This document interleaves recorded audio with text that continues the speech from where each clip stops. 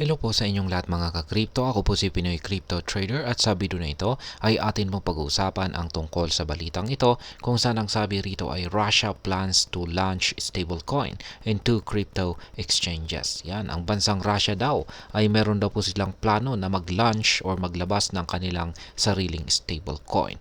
Maliban dito ay dalawang crypto exchanges. Kaya yan po ang ating pag-uusapan sa video na ito, pero bago po tayo magpatuloy ay nais ko lamang po munang bigyang linaw ang aking disclaimer kung saan ang nilalaman po ng video na ito ay hindi po ito isang financial advice. For education and information purposes lamang po ang layunin nito. Maliban po dito ay nais ko na rin pong magbigay babala na wala pong kahit anumang group chat ang Pinoy Crypto Trader. At ayan, sa atin pong pagpapatuloy ay ang sabi po rito ay Russia is reportedly planning to launch two state-backed cryptocurrency exchanges and Chinese yuan-backed stablecoin. Ayan, ang Russia ay inuulat na sila ay nagpaplanong maglabas ng kanilang dalawang state-backed cryptocurrency exchanges at ang Chinese yuan-backed stablecoin. Ayan, stablecoin na ito po ay gamit ang pera ng mga Chinese at yan po yung tinatawag nilang yuan. Kaya yan po yung parang backup po nito na fiat currency.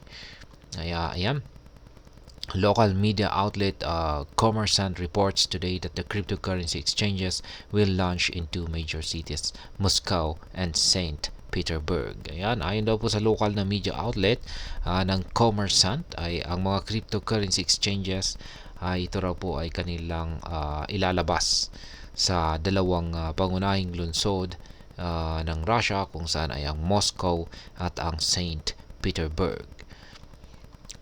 Exchanges to develop new stable coins. Ayan, yung mga exchanges na magde-develop daw ng mga bagong stable coins. Even though the two exchanges will operate in two different Russian cities, they will both focus on developing a stable coin tied to the Chinese renminbi or RMB, yuan, and the BRICS currency basket. The stable coin will be issued at a 1:1 ratio, thus maintaining price stability.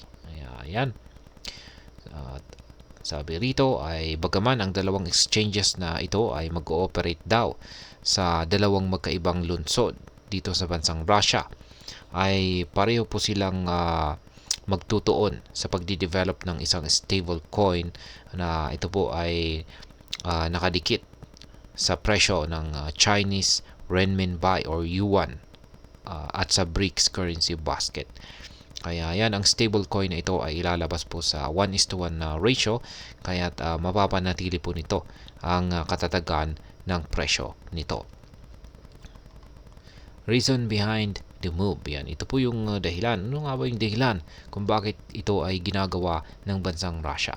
Russia has been making significant efforts to bypass global sanctions, especially from the United States, which blocked the country from accessing the SWIFT interbank messaging system. Kaya yan po ang dahilan.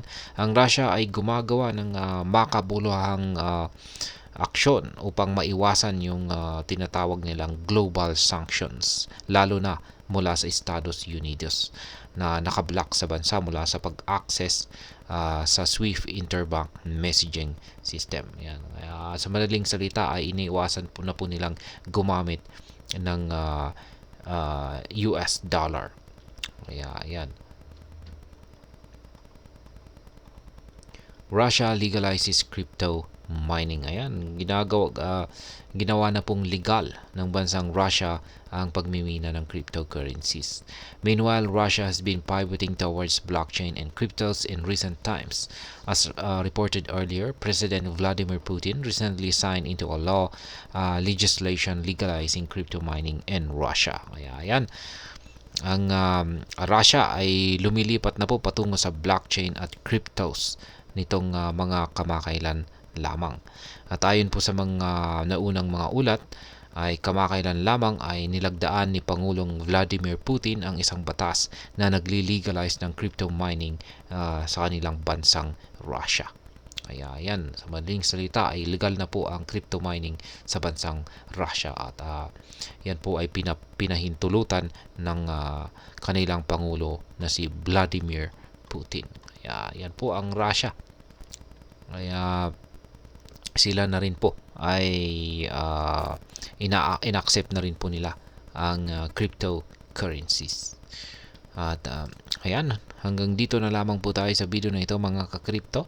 Sana po ay inyong nagustuhan ang aking paliwanag sa video na ito. Kung inyo po itong nagustuhan ay pakiclick lamang po ang like button nito. Para naman po sa mga bago lamang dito, kayo po ay aking inaanyayahan para mag-subscribe. Pakiclick na rin po ang bell icon nito dahil ito po ang siya magsisilbing notification nito sa mga bago kong videos na akin pong ina-upload sa aking YouTube channel na ito. Marami pong salamat sa panonood. Ingat po tayo lagi at God bless po sa ating lahat.